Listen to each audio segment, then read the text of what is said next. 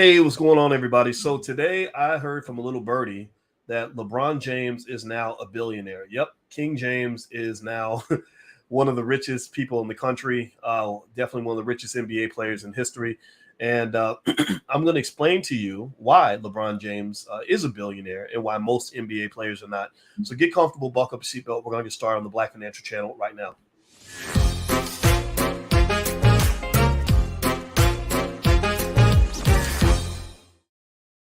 Hey, what's going on, guys? Welcome to the Black Financial Channel. That's theblackfinancialchannel.com. My name is Dr. Boyce Watkins. I'm your friendly neighborhood finance professor. On the Black Financial Channel, we talk about black wealth and black economics every day, sometimes as much as 10 times a day, under one condition. The condition is that we are black first. Black first means that we put our community at the top of our priority list. Black first means we educate our kids. Black first means we plan for the future. Black first means we build wealth. Black first means that we get things done. If you agree with this philosophy, if you want to be a winner and not a loser, if you want your children to succeed, if you are here to break generational curses and stamp them out where they lie, then put a hashtag B and the number one in the chat, hashtag B1. I want to say hello to everybody, and I am not going to be here long because I am actually sick right now, and I'll tell you more about it a little bit later, but that's neither here nor there. But I wanted to come in real quick and chime with you guys. I don't know if you follow me every day, you notice I haven't been around for a couple of days, but I'm around now. And how many of you, give me a yes or no, Reginald and Romel, how many of you heard that LeBron James is now a billionaire? Did anybody else hear about this story, that LeBron has finally passed that billionaire status? Let me know if you saw that story.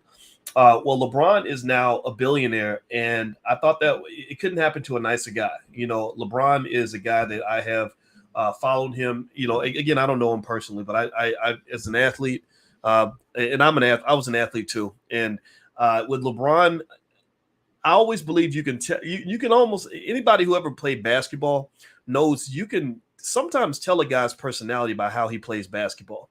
You know, like the guy who's the selfish jerk. He never passes the ball. He shoots, shots even when he's double teamed and doesn't really care about anybody else. Kind of think about if you think old school, think about like a Latrell Sprewell, or new school, think about like a Russell Westbrook. Russell Westbrook is not a guy I would ever want on my team because Russell Westbrook doesn't understand the necessity to have true teamwork in order to really win a championship.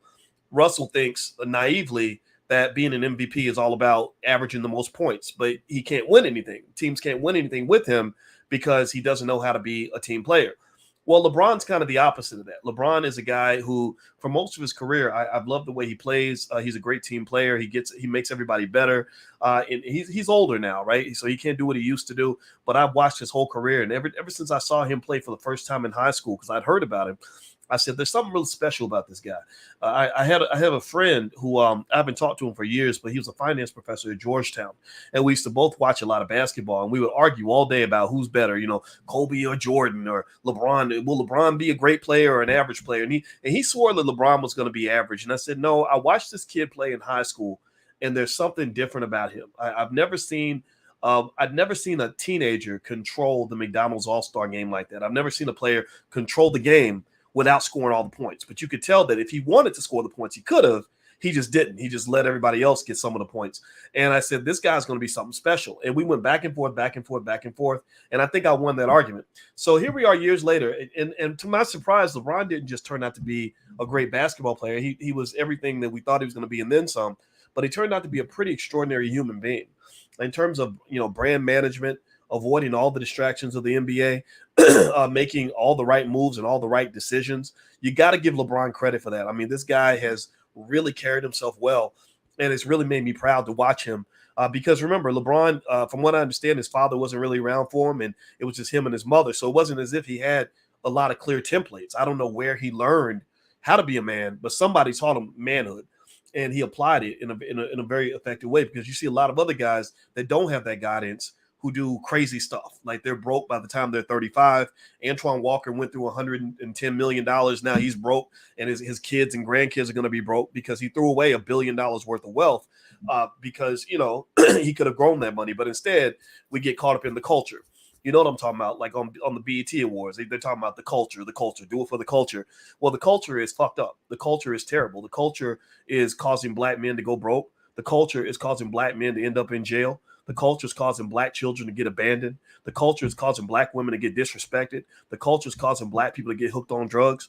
What culture are you talking about? the culture that destroys our community, well, that's not my culture. I don't want to be a part of that culture. I don't identify with that culture. Give me a yes in the chat if you understand what I'm saying. So LeBron is a guy who is able to maintain a relationship with the culture without being of the culture. And let me tell you a few things LeBron did. You guys know finance is my thing. That is, my PhD is in finance. And I have to say this so you don't think I'm just some guy with an opinion. This is not an opinion. This is based on scientific fact, based on 20, 30 years of research and intense, high-level, detailed analysis of how money operates and how money works, right? So I'm not bringing you stuff just off the side of my neck. I'm literally bringing you things that you're probably not going to really hear in a lot of places in terms of why Black people don't have the wealth that we deserve. We act like it's a big mystery. It ain't no damn mystery. It's not. Black people being broke, it ain't no mystery. Black people are broke for two reasons. One, white people stole all your wealth. That's why you started off broke. But you stay broke because your culture is absolute garbage when it comes to economics. I'm not saying that we're garbage. I'm not saying that our people are stupid. I'm saying that this culture that's telling Black men to do all this with their money and go out here and just make all these crazy decisions, like getting, 8 babies, mamas, and all this other stuff. Oh, all those things are recipes for being completely broke. If you know anybody, and actually, let me just before I even get too far off into that, let me just get to my list because I don't want to get too distracted here. Do me a favor, hit the thumbs up button. Thumbs up, share, subscribe. And don't forget, you can do a free trial on my stock market investing class at boycewatkins.com. Also, we couldn't meet for class this week or for our Powernomics training, which is free to the community in the Black Business School. I couldn't do that this week because I was way too sick. But next week, we will start next week. So if you'd like to do any of those things, or you want to change your life, we are going line by line through Dr. Claude Anderson's books every Wednesday night at 8:30. I will be back for next week. So just go to boycewatkins.com if you'd like to join us. All right. And that part is free. That class is 100% free. All right. So here's the first thing I want you to observe. If you want to see why LeBron is a billionaire and most NBA players are not, the first thing I want to draw your attention to is I want to pull up this image here. This is an image of LeBron with Warren Buffett back in the day. So the question that many people were asking at that time, that if you look at this image here, LeBron, this wasn't the older LeBron. This was the younger LeBron. And the 22, 23-year-old LeBron wanted to go hang out with 90-year-old Warren Buffett. So why would a 23-year-old want to hang out with a 90-year-old? A lot of our young people, they get a little bit of money. Maybe they get a little money, from rapping or whatever. They don't want to listen to nobody. They don't want to listen to the OGs. Well, LeBron went out and sought out the OGs. LeBron said, I'm going to make a lot of money. I want to keep my money and I want to grow my money. So I'm going to go find the people that can teach me how to grow that money. So LeBron spent a lot of time around Warren Buffett, who showed him the fundamentals of investing. He took the time to learn how to plant his economic seed the same way he learned how to dribble a basketball, right? So he was not just learning how to win championships with the NBA. He was winning championships off the court. He probably makes more money now off the court than he makes from playing on the court, right? And this was because he planned it that way from the very beginning. So for the translation for you is that if you are committed to financial literacy, if you are committed to economic intelligence in your family, if you have your children constantly learning just basic fundamental rules of investing, where wealth comes from, what it means to own real estate, what it means to own stock, how to start a business, your children are going to do better than other people. One of the problems with the culture that you have is that there isn't much in the culture that really pushes for that. A lot of the culture encourages us to waste our money on stupid consumer items, give our money away to Europeans, and do all kinds of stuff that doesn't make any type of economic sense. But ultimately, it's that spending time with the right people, intelligent people that can teach you what to do at the next level, that makes a difference. Another example is Kenny Gamble. Kenny Gamble came in here. Kenny Gamble is out of Philadelphia. He's part of the Gamble and Huff writing duo. And they're in the Rock and Roll Hall of Fame. And when Kenny Gamble came on this channel, one thing he talked about was when he first got his money and from writing his first song, and everybody else was doing all the stuff that the culture was telling them to do. Like they were out buying, Cadillacs and fur coats and getting a bunch of women and all this other stuff. He said, I took my money and I went to see this old Jewish man who said, who I knew, he was the only person I knew that had money. And I said, I'm getting some money. What do I do with this money? So the man sat him down and explained to him how to manage his money and what to do with his money. So ultimately, these conversations make all the difference in the world. These are the conversations that will change your life. A.G. Gaston, one of the richest black men in history. The reason he became that man is because when he was 11 or 12 years old, his mother worked for a family that was making money through businesses and investments. And they explained to him, look, getting a job is not how you make real money. Let us show you how to make real money. And so ultimately, that's pretty much what LeBron did. LeBron pretty much said, I'm going to break this generational curse of poverty and create a generational possibility of that is built on prosperity. Okay. All right. So let me keep going. The next thing I want to show you here, give me 1 second here. This is the second reason why LeBron was able to become a billionaire. Give me a second. I'm going to pull this picture up. You'll know what I'm talking about as soon as you see it. All right. So who is that? Who's in that picture? Tell me who's in that picture. And I see you, Troy Harrison, there hating. Go on with your trolling self. Keep trolling, Troy. We love you. All right. So so this is LeBron's family. LeBron's family. Think about this. There aren't that many young guys who are NBA superstars in their early 20s who want to settle down and have a wife and children. I mean, why in the hell, when you could go out and have sex with strippers, you could go lay down with hookers, you can have every raggedy $2 dot within a 100-mile radius, all the hoes in the club want to come sit on your lap, all the hot girls on Instagram are DMing the shit out of you. You got girls on you walk down the street, women are just tossing their panties at you. And you don't know where those panties have been, but think about this. Why in the world, when you got all of that, would you want to settle down for something as boring as this? That's how they got your head screwed on backward. They have literally got some of our young men, and this all comes from what they did to hip hop culture when they messed up hip hop back in the 1990s and beyond. This is what they did. They twisted a lot of brothers' heads on backwards. They got them thinking that there is absolutely no legitimate reason for you to ever want to take responsibility for a family when you could just be free and have a whole pack of hoes at your disposal. That's what it is. I mean, and I'm not judging it. You look. If that's your thing, if you like the hoes, then God bless you and God bless the hoes. I mean, hoes need love too. But here's the problem: hoes are expensive. Just be honest. Hoes are expensive. You first of all, when you're laying down with random women, first of all, you could end up dying alone, which that's what Kevin Samuels died alone. He died with a woman he didn't even know. But that's neither here nor there. I'm not even going to talk about that. But y'all know what it is. I got to say it. That this is honest God truth. Number two, those women don't care nothing about you. If something goes wrong in your life, that woman that you met 2 days ago is not the one who's going to come see you in the hospital. That woman that you met 2 or 3 days ago is not the one who's going to stick with you when you are facing a rape allegation. She's not going to stand with you if something goes wrong and you get cut from the team and you don't have money anymore. She's not going to stand. She's not the one that's going to nurture and take care of your children.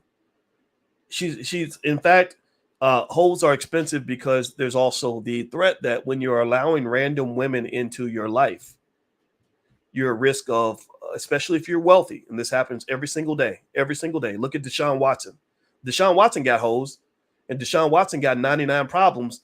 And you can't say 99 problems with a bitch ain't one. No. 99 problems and a bitch is 1, 2, 3, 4, 5, 6. Seriously, I'm sorry. I know I'm sounding graphic right now, but y'all know I got to be honest with you. It's coming out the way it's coming out. I'm not apologizing for that. But at the end of the day, I'm telling you, there is a dark side to all this, like jump into bed with any woman type of culture. When they are promoting in the music that as a man, you're supposed to lay down with any pretty girl within a 100-mile radius, you are putting yourself in danger. Any of those women could accuse you of rape and take every penny you've got. LeBron James, to this point, from what I understand, to my knowledge, has never had to deal with any sort of rape allegation, any sort of sexual assault charge, any sort of anything. And what men got to understand, and I'm not telling everybody to run out and get married. I'm not saying that at all. I'm not telling you, you ain't got to do what other people did. I mean, I didn't get married till I got to my 40s. But even in my 30s and 20s, when the hoes came around, because I had a little bit of money and stuff, they started coming around. I knew that it was expensive and dangerous and very risky. So before I let any woman into my space, I had to really evaluate that. A lot of men, for some reason, don't have that discernment. And I'm telling you, that will leave you broke. And we ain't even talked about STDs.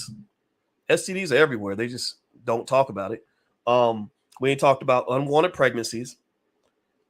We ain't talking about all that child support. When you got 6, 7 babies, mamas, that will eat through every penny you got. And if you are, imagine LeBron James, imagine this. Imagine if LeBron, instead of marrying Sabrina, had decided that he just wanted to have a gang of hoes and got, 7 girls pregnant and has 7 babies, mamas, 8 kids with 7 babies, mamas. LeBron will probably be paying $2 or $3 million a month in child support right now. His wealth would just be getting sucked right out of his bank account. So ultimately, when you're talking about family structure, one of the benefits of having that reliable, consistent partner in your life is that a good wife will protect your black ass. Camille Cosby could have protected Bill from all those hoes when they came in and tried to destroy him. I'm not saying Bill Cosby's innocent or guilty. That's up to you to make that decision. But you cannot debate me when I tell you that if Bill had spent a little more time with Camille, Bill wouldn't be dying in the amount of disgrace that he's experiencing right now. Like they've taken another man, another black billionaire. This is another black billionaire. Well, they've eaten through his legacy like a pack of piranhas.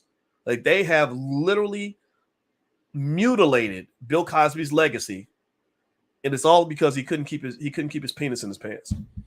So a man who wants to be wealthy, if you don't have sexual discipline, or if you use your economic success as an excuse to not have sexual discipline anymore, then the world will eventually discipline you and they will take away all your money and you will be broke. So I don't know why LeBron took the path that he took, but one of the benefits of having the stable wife and having the stable family is because it minimizes the number of messy situations that you end up in. When you got that wife right there who steps in between you and the thought when she's trying to get a little too cozy while you're signing that autograph or trying to slip you her number, that's a benefit. That's actually a plus. That will protect you from some things. It's not, maybe it's not as much fun. I can see that, right? Maybe it is fun to kind of meet all these new girls, but the problem is that some of these women are predators. And some of these situations can become absolutely destructive to your legacy. Next, the third reason that LeBron James is a billionaire and most NBA players are not is that he is a team player. LeBron, as an NBA athlete, he's always made his teammates better. He's always worked well with other people. I think that translates into other things that he's done. I've seen guys that he's had around him for many years where he elevated them and put them in positions where they then had his back and did business deals on his behalf. And I just love that because that's what economics is all about. Economics is a team sport. So if you know how to have the right people around you and you're supporting them, they're supporting you, and you're building together, you can create empires that way. So LeBron's abilities as a team player, that probably played a huge role in his billionaire status. And then the last piece I would throw in there is that LeBron had a plan. LeBron had a plan. For the last 15 years, LeBron has been planning for life after basketball. I can't tell you how many guys I've known who've gone to the NBA where you would think that they were going to just be dead at the age of 32. They literally went to the NBA thinking that there's nothing in their life that's going to happen after they finish playing. They literally, if you ask them, what is your plan after basketball? That's like asking them, what's your plan for living on Mars? They literally can't see beyond the age of 28 or 29 years old. And one of the things that young guys should understand is that, you think that you're old when you're 28, but really your life is just beginning. If you live as long as you're supposed to live, the average lifespan of a black man is about 72, 73 years old. If you live to be 72, 73 years old and you're 28, you still got, you ain't even done with the first quarter yet of adulthood. Like you think you done played the whole game. You ain't even ended the first quarter. So ultimately, LeBron always had a plan. LeBron was always preparing for life after basketball. So LeBron went to LA so that he could do business deals in LA with these movie deals, and he has a production company and all this other good stuff. And he leveraged all these connections that he was making in entertainment because he's LeBron James, and I think that's really great. And now he's got this billion dollar net worth. But here's the thing. Here's what you got to understand too. Again, because I see wealth differently. I see the bigger picture. I see not just where things are, but where they're going. What you have to understand is that this is not the middle or definitely not the end of the LeBron James legacy. The LeBron James empire just started. Like this isn't even the first quarter. This is like the first 10% of the LeBron James legacy. It's just beginning. By the time LeBron is done, he's not that old. He's old for a basketball player, but he's not old for a human being. By the time LeBron is done, if he continues on this trajectory, he could easily be worth $5 to $10 billion by the time he dies. And then remember, wealth is an intergenerational team sport. See, the reason that a lot of you think the reason that wealth eludes so many of our people is that we're used to thinking about doing everything on our own, by ourselves. I got to do it all right now. I need to get the money now, and I'm going to do it all by myself. No, wealth, it involves the ability to think wide and to think long. That means it has to be more than just you, and it has to be across multiple generations. So if you have multiple people working across multiple generations, you get far more than you get by one person working really hard for 2 or 3 years. So LeBron, by positioning his family on top of this billion-dollar empire and making all the billion-dollar moves that they're making right now, what's happened now is he's created a family that's pretty much like a corporation. And what's going to happen is that wealth is probably going to grow by the time he's done. And then within a couple of generations, he'll probably have a grandchild that is a trillionaire. So what's going to happen is you think that this is the end of the LeBron James story, but actually it's the beginning. You're not the descendants. You're the ancestors.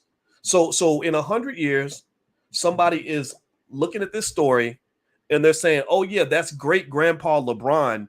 He got all this started. And now we have our multi-trillion-dollar company, LeBron James Industries or James Family Industries or whatever it is.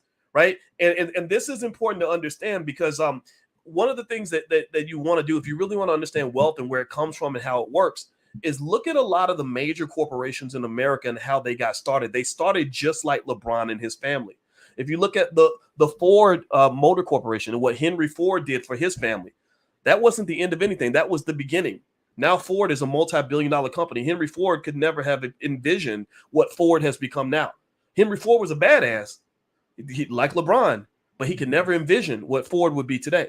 If you go back, look at Smith and Wesson, look at Coca-Cola. Coca-Cola was actually, I think that the trademark for Coca-Cola was sold for like $1,000 or something because the guy was a drug addict and he needed the money for drugs, right? That's where short-sighted thinking will cause you to lose your wealth. That's why money mindset is so important. If you are a short-sighted person, you will never have wealth. The people that have wealth are people that can see the long play, not the short play.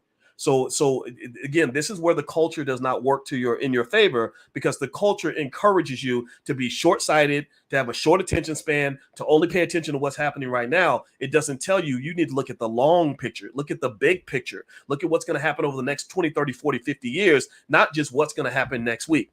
So most major corporations in America that are worth, hundreds of billions of dollars now, when you talk about Walmart with Sam Walton, or some of the other corporations out, General Motors, just keep going down the list, General Electric. Most of these companies have an origin story that goes back 50, 60, 70, 80, 100 years. UPS, worth $250 billion, started in 1921 by two teenagers who were delivering packages on their bicycles. Right? Literally, that's how UPS got started. In 1921, two teenagers were delivering packages on their bicycles. That grew into the multi-billion-dollar UPS corporation. So my point is that LeBron has done something extraordinary. What LeBron has done is amazing, but I'm not as excited about what LeBron has done as I am about what LeBron has started. This is just the start, man. This is just the start. So I want to congratulate LeBron and his family. I look forward to seeing what he and the other billionaires start doing with this money. Hopefully they'll organize something that'll benefit the Black community at large. Maybe, I don't know, maybe build an organization that can create a whole school system for Black kids or something like that. But either way, though, I just think it's phenomenal. And I really want you to pay attention to the subtleties here. LeBron isn't just rich because he can play basketball. He's rich because he knew how to make the right moves. And I'm not talking about moves on the court. I'm talking about the moves off the court. Those are the moves that made him successful and powerful, starting with choosing that wonderful wife that he has. God bless them both. All right. So don't listen to these people out here, talking that crazy talk, calling you a simp because you love a black woman also. So those are just broken men who probably got neglected by their daddies, who are mad at women because their baby's mamas abandoned them, or their mama beat them when they were little, or they're just copying what somebody else said. Do not listen to that. You go find you somebody that's rock solid, that will go to war with you, and then that's how you can build an empire. Most of the time, it's hard to become a king until you truly find your queen. LeBron was lucky. He found his queen very early. They were able to work it out, and now he's a billionaire before the age of 40. You cannot fuck with that. So anyway, guys, I got to go. Hit the thumbs up button. Thumbs up, thumbs up, thumbs up. Share, subscribe before you go. And also, if you want to join us for stock market investing class, feel free to go to boycewatkins.com. My URL's right there. Or also, we have financial workbooks for kids and things like that. So just feel free to go to boycewatkins.com and take a look at all the stuff that's there. All right, guys. So I hope you have a wonderful day, and I will talk to you soon. Take it easy now. Peace.